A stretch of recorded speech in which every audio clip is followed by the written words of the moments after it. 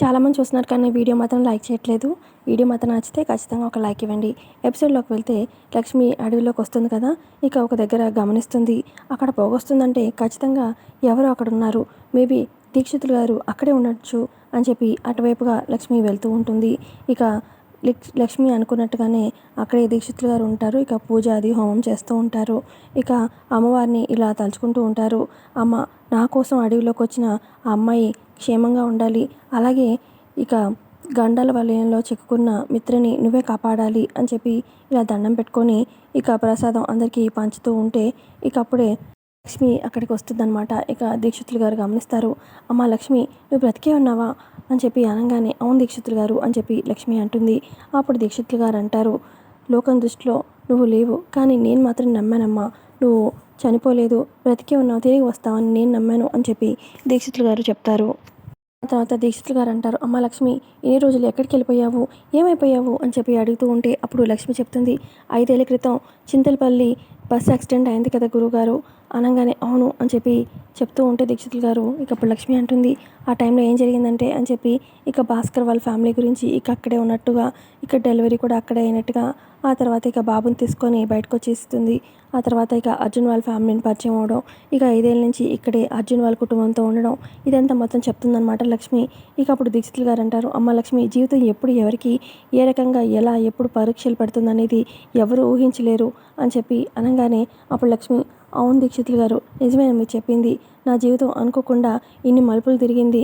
ఇక నేను ఇప్పుడు మీ దగ్గరికి రావడానికి కూడా ఒక కారణం ఉంది అని చెప్పి చెప్తూ ఉంటుంది లక్ష్మి.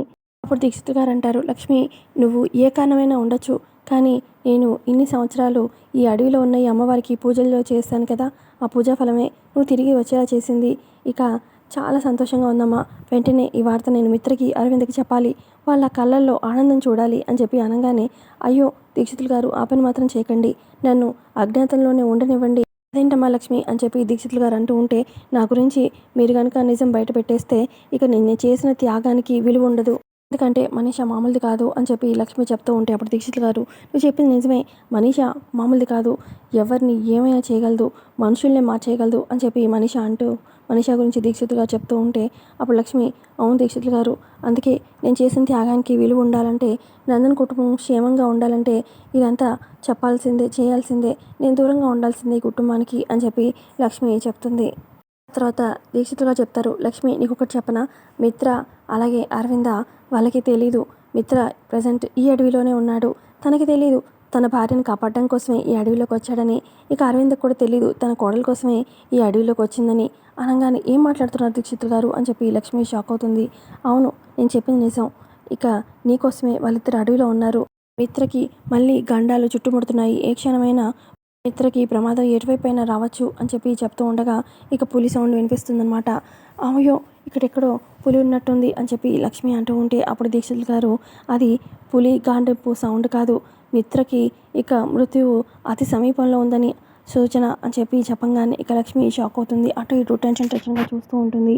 అప్పుడు ఇక లక్ష్మి అక్కడే ఉన్న అమ్మవారికి దండం పెట్టుకుంటూ ఉంటుంది. నాకు పొద్దునొచ్చిన కళ అస్సలు నిజం అవ్వకూడదు, మిత్రగారికి మృత్యువు ఎటువైపు నుంచి రాకూడదు నేనుండగా అని చెప్పి లక్ష్మి దండం పెట్టుకుంటూ ఉంటుంది. మరోపక్క మిత్ర, ఎవరు ఈ అమ్మాయి ఈ జంగల్లోకి వచ్చింది, అమ్మాయిని కనిపెట్టాలి అని చెప్పి అటు ఇటు వెతుకుతూ ఉంటాడు. ఇక మరోపక్క ఎస్ఐ కూడా వెతుకుతూ ఉంటాడు. ఇటుపక్క అరవింద్ ఏమో మిత్ర మిత్ర అనుకుంటూ అడవిలో తిరుగుతూ ఉంటుంది. ఇక ఒక ప్లేస్కి వచ్చేసరికి ఎదురుగా పెద్ద పులి కనిపించడంతో ఇక అరవింద షాక్ అవుతుంది. అరవింద్ని చూడగానే ఆ పెద్ద పులి ఇంకా పెద్ద పెద్దగా అరవడంతో ఇక అందరికీ అర్థమవుతుంది ఇక్కడ దగ్గరలో పులి ఉంది అని చెప్పి.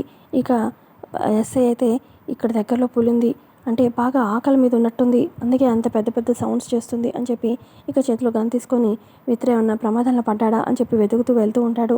మరోపక్క అరవింద్ వెనకాలే మిత్ర కనిపిస్తాడనమాట. మామ్ అని చెప్పి అనగానే ఇక ఇప్పుడు అరవింద, మిత్ర నువ్వు దగ్గరికి రావద్దు, అక్కడే ఉండు అని చెప్పి అరవింద అరుస్తూ ఉంటే, మామ్ నేను నిన్ను చూస్తూ అలా ఎలా వదిలేస్తాను, ఉండు అని చెప్పి ఇక మిత్ర మెల్లగా అరవింద్ దగ్గరికి వచ్చి ఇక అరవింద్ని వెనక్కి లాగి మిత్ర ఎదురుగా ఉంటాడు. ఇక ఎదురుగా పులి ఉంటుంది. ఇక అంతా కంగారుగా ఉంటారు.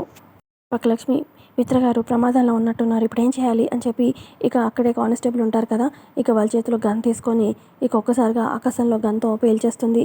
ఇక సౌండ్తోని అక్కడే ఉన్న పెద్ద పులి గబగబా అక్కడి నుంచి పరిగెత్తుకొని వెళ్ళిపోతుంది. ఆ తర్వాత ఇక అరవింద భయంతోని మిత్రుని హక్ చేసుకుంటుంది. ఆ తర్వాత ఇక ఎస్ఐ వస్తాడనమాట. ఏంటి అరవింద మేడం, మీరు కూడా ఈ అడవిలోకి ఎందుకు వచ్చారు, అసలు ఇంత ప్రమాదం ఎందుకు కొని తెచ్చుకున్నారు అని చెప్పి ఎస్ఐ అంటూ ఉంటాడు. ఏం కాలేదు కదా, క్షేమంగానే ఉన్నారు కదా అని చెప్పి ఎస్ఐ అంటూ ఉంటే అప్పుడు మిత్ర అంటాడు, మీరు టైంకి వచ్చారు, గన్ పేల్చకపోతే మా పని అయిపోయేదే అని చెప్పి మిత్ర అంటూ ఉంటే, గన్ పేల్చింది నేను కాదే, ఇక్కడ అడవిలో కొంత దగ్గరలో దీక్షితులు గారు ఇక్కడే ఉన్నారు, మేబీ దీక్షితులు గారి దగ్గర వేరే ఉన్నారు కదా కానిస్టేబుల్స్, వాళ్ళు ఏమైనా చేశారేమో అనగానే పదండి చూద్దాము అని చెప్పి ముగ్గురు దీక్షితులు గారి దగ్గరికి బయలుదేరుతారు. దీక్షితులు గారు శిష్యులు వాళ్ళు చూస్తారనమాట. దీక్షితులు గారు అక్కడ మిత్ర వాళ్ళు అలాగే అరవింద వాళ్ళు వస్తున్నారు మనల్ని కలవడానికి అని చెప్పి అనగానే ఇక లక్ష్మి చూస్తుంది. ఇక మొహం దాచిపెట్టుకుంటూ ఉంటుంది.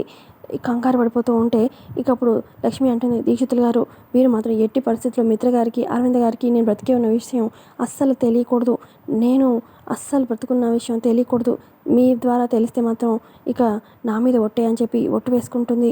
అప్పుడు దీక్షితులు గారు అంటారు, అదేంటమ్మా లక్ష్మి, ఇన్నాళ్ళు అజ్ఞాతవాసం చేశావు, ఇక నువ్వు మిత్రతో కలిసిపోతే బాగుంటుందని నా ఉద్దేశం అనగానే, లేదు లేదు లేదు అలా జరగడానికి వీల్లేదు, మీరు మాత్రం నా గురించి అస్సలు చెప్పొద్దు అని చెప్పి లక్ష్మి ఒట్టు వేసుకుంటుంది.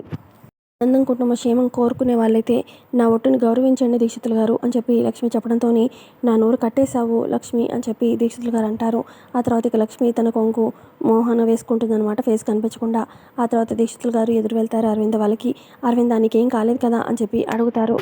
నాకేం కాలేదు, బాగానే ఉన్నాము అని చెప్పి అరవింద చెప్తుంది. ఆ తర్వాత ఎస్ఐ ఇటు ఆ అమ్మాయి వచ్చిందని తెలిసింది, వాకీ టాకీలో చెప్పారు అని చెప్పి అనగానే, అదిగో ఆ అమ్మాయి కూడా క్షేమంగానే ఉంది, అక్కడ ఉంది అని చెప్పి దీక్షిత్ గారు చూపిస్తారనమాట.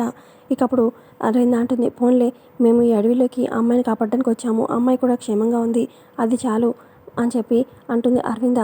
అప్పుడు ఆ అమ్మాయి గురించి ఇక దీక్షితులు గారు ఇలా చెప్తూ ఉంటారు, ఆ అమ్మాయి నిజంగా తన కుటుంబం గురించి ఆలోచిస్తుంది, తన గురించి ఏమాత్రం పట్టించుకోదు, త్యాగం అంటే ఆ అమ్మాయిని చూసి నేర్చుకోవాలి, తన గురించి ఎప్పుడు కూడా ఆలోచించదు, అసలు స్వార్థం అంటూ తెలియదు, కుటుంబం కోసమే, ఇక కుటుంబం ఎప్పుడు క్షేమంగా ఉండాలని తాపత్రయపడుతుంది అని చెప్పి ఇక లక్ష్మి గురించి గొప్పగా చెప్తూ ఉంటే అప్పుడు అరవింద, ఇలాంటి వాళ్ళు ఈ రోజుల్లో ఎక్కడుంటారు, కుటుంబం గురించి ఆలోచించి తనని తాను వెలివేసుకున్న వాళ్ళు ఎవరుంటారు అని చెప్పి ఇక లక్ష్మి దగ్గరకు వస్తుందన్నమాట అరవింద.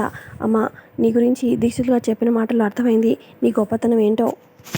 అలా మాట్లాడుతూ ఉంటే, ఏంటమ్మా నేను ఇంత మాట్లాడుతున్నాను, నువ్వు ఒక్కసారి కూడా తిరిగి ఒక్క మాట కూడా మాట్లాడలేదు, ఏది ఒకసారి తిరుగు అని చెప్పి లక్ష్మిని అడుగుతుంది. ఇక లక్ష్మి టెన్షన్ పడుతూ ఉంటుంది. లక్ష్మి ఎంతకీ మాట్లాడకపోయేసరికి లక్ష్మి భుజం మీద చేయబోతుంటుంది అరవింద. ఇక అప్పుడే దీక్షితులు గారు అరవింద అని చెప్పి అనగానే అరవింద ఆగిపోతుంది. ఇక దీక్షితులు గారు ఇలా చెప్తారు, అరవింద ఆ అమ్మాయి ప్రత్యేకమైన ఒక పూజలో ఉంది, ఇలా ఈ పూజలో ఉన్నప్పుడు మోహం ఎవరికీ చూపించరు, అందుకే నీతో మాట్లాడడం లేదు అని చెప్పి చెప్తారు దీక్షితులు గారు. తర్వాత దీక్షితులు గారు అంటారు, అవును అరవింద, ఇంతకీ నన్ను కలవడానికి ఎందుకు వచ్చారు అనగానే అప్పుడు అరవింద, అది నా కోడలు అని చెప్పి అనగానే ఇక లక్ష్మి మిత్ర అలా చూస్తూ ఉంటారు. ఇకప్పుడు అరవింద అనుకుంటుంది, మిత్ర ఉండగా నేను లక్ష్మి గురించి ఎలా మాట్లాడను అని చెప్పి ఆగిపోతుంది. చెప్తూ ఆగిపోయావేంటి అరవింద, చెప్పు అని చెప్పి దీక్షితులు గారు అంటూ ఉంటే, నేను చెప్తా దీక్షితులు గారు అని చెప్పి మిత్ర స్టార్ట్ చేస్తాడు. దేని గురించి మాట్లాడాలనుకుంటుందో నాకు తెలుసు అనగానే, దేని గురించి అని చెప్పి దీక్షితులు గారు అంటూ ఉంటే, తన కోడలు గురించి అని చెప్పి మిత్ర చెప్తాడు. అరవింద్ కోడల గురించా అని చెప్పి దీక్షితులు గారు అంటూ ఉంటే, అవును అని చెప్పి మిత్ర అంటాడు. ఇక లక్ష్మి ఏంటిది, ఏమై ఉంటుంది అన్నట్టుగా చూస్తూ ఉంటుంది.